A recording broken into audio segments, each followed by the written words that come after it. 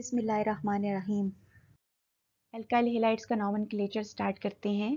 पहले हम ये देखेंगे कि what are alkyl halides. They are the halogen derivatives of alkanes, और ये तब बनते हैं जब किसी एल्केन का एक या एक से ज़्यादा हाइड्रोजन रिप्लेस हो जाए हैलोजन एटम से। Halogen atom fluorine, chlorine, bromine और आयोडीन हो सकता है। नतीजे के तौर पे जो कंपाउंड हमारे पास आता है उसको हम कहते हैं इट इज़ एल्काइल हेलाइड। इस बात पे डिपेंड करते हुए कि हमारे पास कितने हाइड्रोजन रिप्लेस हो रहे हैं। हमारे पास mono halo alkenes, di halo alkenes, tri halo alkenes और पॉली हेलो एल्केन्स पॉसिबल होती हैं।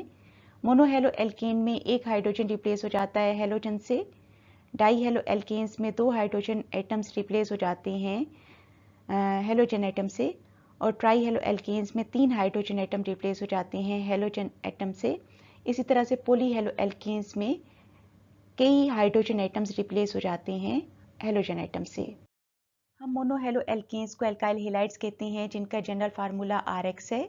यहाँ पर R कोई एल्काइल ग्रुप है जैसे कि मिथाइल, इथाइल, प्रोपाइल एटसेट्रा, और X कोई हेलोजन एटम है जैसे कि फ्लोरीन, क्लोरीन, ब्रोमीन और आयोडीन। एल्काइल हेलाइड्स को तीन टाइप्स में डिवाइड किया जा सकता है: primary alkyl halides, secondary alkyl halides और टर्शियरी एल्काइल हेलाइड्स। पहले हम ये देखेंगे कि what are primary alkyl halides. ये वो एल्काइल हेलाइड्स हैं जिनमें हेलोजन एक प्राइमरी कार्बन एटम के साथ अटैच्ड होता है। Now what is primary carbon atom? Primary carbon atom वो कार्बन एटम है जो या तो किसी भी दूसरे कार्बन एटम के साथ अटैच्ड ना हो या एक और कार्बन एटम के साथ डायरेक्टली अटैच्ड हो। हमारे पास प्राइमरी एल्काइल हेलाइड्स की तीन एग्जांपल्स हैं। पहली एग्जांपल में ये प्राइमरी कार्बन एटम किसी दूसरे कार्बन एटम के साथ डायरेक्टली अटैच्ड नहीं है। दूसरी एग्जांपल में ये प्राइमरी कार्बन एटम एक और कार्बन एटम के साथ डायरेक्टली अटैच्ड है।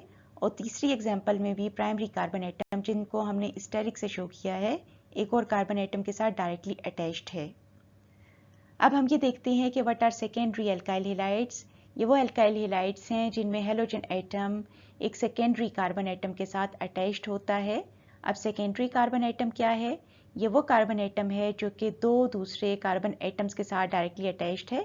मिसाल के तौर पे इस एग्जांपल में स्टेरिक से सेकेंडरी कार्बन एटम को शो किया गया है। It is directly attached to two other carbon atoms. Similar is the case here. ये वाला कार्बन एटम भी दो दूसरे कार्बन एटम्स के साथ डायरेक्टली अटैच्ड है। और चूंकि यहाँ पर halogen atoms secondary carbon atoms के साथ अटैच्ड हैं, इसलिए हम उन्हें कहते हैं secondary alkyl halides. Tertiary alkyl halides वो हैं जिनमें हेलोजन एटम एक टर्शियरी कार्बन एटम के साथ अटैच्ड होता है। टर्शियरी कार्बन एटम वो कार्बन एटम है जो कि तीन दूसरे कार्बन एटम्स के साथ डायरेक्टली अटैच्ड हो। मिसाल के तौर पे यहाँ पर this one is tertiary carbon atom जो कि तीन दूसरे कार्बन एटम्स के साथ डायरेक्टली अटैच्ड है। एल्काइल हेलाइड्स को नेम देने के लिए हम दोनों सिस्टम्स यूज़ करते हैं, यानी कि कॉमन नेम सिस्टम और IUPAC system of nomenclature. Common names में हम एल्काइल ग्रुप के नाम के साथ हेलोजन को एज हेलाइड आयन लिखते हैं। आप इसको बेटा याद रखिएगा।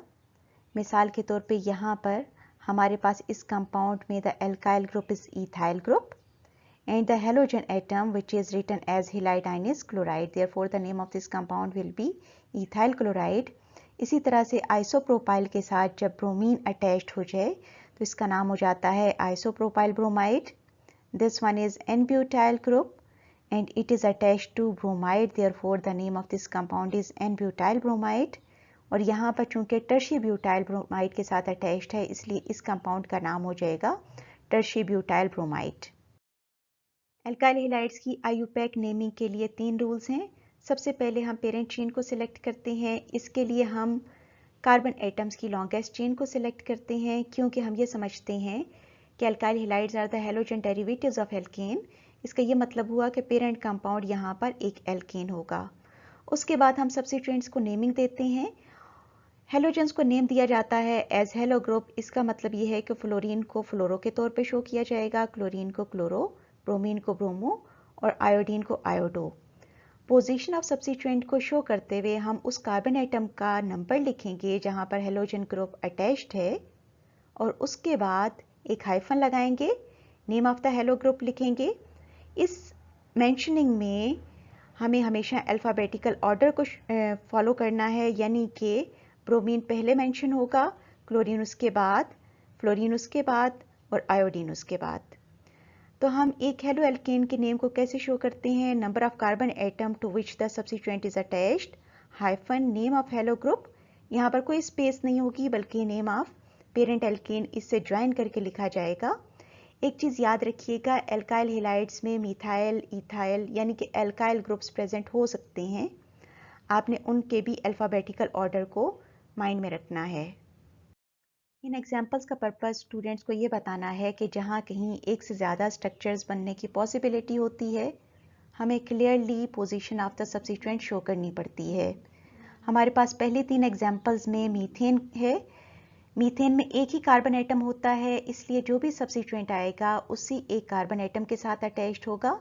इसलिए हमने यहाँ पर क्लोरोमीथेन शो किया, क्योंकि क्लोरो ग्रुप हमेशा एक ही कार्बन के साथ यहाँ पर अटैच्ड होगा। इसी तरह से यहाँ पर 2 क्लोरो ग्रुप इसी कार्बन एटम के साथ अटैच्ड होंगे, इसलिए इसका नाम है डाइक्लोरोमीथेन। यहाँ पर तीनों क्लोरो ग्रुप एक ही कार्बन एटम के साथ अटैच्ड हैं, इसलिए इसका नाम होगा ट्राइक्लोरोमीथेन। ईथेन के केस में 2 कार्बन एटम कंपाउंड के केस में आपके पास क्लोरो ग्रुप यहाँ पर अटैच्ड हो या यहाँ पर अटैच्ड हो, क्लोरो ईथेन से क्लियरली पता लग जाएगा कि it is attached eight carbon number 1। लेकिन जब 2 क्लोरो ग्रुप्स आ जाते हैं तो यहाँ पर 2 पॉसिबिलिटीज़ हैं, या तो दोनों के दोनों इस कार्बन एटम के साथ अटैच्ड हैं या एक यहाँ पर अटैच्ड है, दूसरा यहाँ पर अटैच्ड है। इस केस में हमें ये शो करना पड़ेगा कि at which position chloro groups are attached. For example यहाँ पर हम इसको नंबर 1 देंगे, इसको नंबर 2 देंगे और इसका नाम हो जाएगा 1,1 डाइक्लोरोईथेन। यहाँ पर this one is carbon number 1, this one is carbon number 2, therefore its name will be 1,2 dichloroethane। हम 3 स्टेप्स में IUPAC रूल्स को अप्लाई करेंगे। पहला है selecting the longest chain of carbon atoms, क्योंकि यहाँ पर पेरेंट कंपाउंड एक एल्केन है। इस एल्केन में चूंकि 6 कार्बन एटम्स मौजूद हैं, इसलिए ये एक हेक्सेन है। सेकेंड स्टेप में हमने नंबरिंग करनी है और नंबरिंग करते हुए हमने ध्यान रखना है कि सब्स्टिट्यूएंट्स को लोएस्ट पॉसिबल नंबर मिले, इसलिए नंबरिंग हम इस साइड से स्टार्ट करेंगे। आप दूसरी साइड से नंबरिंग करके देख सकते हैं कि इस केस में सब्स्टिट्यूएंट्स को लोएस्ट पॉसिबल नंबर नहीं मिल रहे। उसके बाद हम इस कंपाउंड को नेमिंग देते हैं। यहाँ पर सेकेंड पोजीशन पर क्लोरो ग्रुप अटैच्ड है, फोर्थ पोजीशन पर मिथाइल ग्रुप अटैच्ड है। चूंकि अल्फाबेटिकल ऑर्डर में C पहले और M बाद में आता है, इसलिए इस कंपाउंड का नाम होगा 2-chloro-4-methyl हेक्सेन। दूसरी एग्जांपल में भी सबसे पहले हमें लॉन्गेस्ट चेन को सिलेक्ट करना है, जिसमें 5 कार्बन एटम्स मौजूद हैं। आप चाहें तो इसकी जगह पर इस कार्बन एटम को सिलेक्ट कर सकती हैं, लेकिन इससे फ़र्क नहीं पड़ता। उसके बाद हमें नंबरिंग करनी है। नंबरिंग करते हुए मिथाइल ग्रुप और क्लोरो ग्रुप सेम पोजीशंस पर आ रहे हैं। इस तरह के केस में आपने उस सब्स्टिट्यूएंट को लो नंबर देना है जो कि अल्फ़ाबेटिकली पहले आए। चूंकि क्लोरो मिथाइल से पहले आता है अल्फ़ाबेटिकली, इसलिए क्लोरो को लोअर पोजीशन दी जाएगी as compare to methyl group. इस तरह से इस कंपाउंड का नाम हो जाएगा 2-chloro-4-methyl पेंटेन। आखिर में आपकी बुक से कुछ क्वेश्चंस हैं और कुछ क्वेश्चंस प्रैक्टिस के लिए हैं, इनको सॉल्व कीजिएगा। Good luck.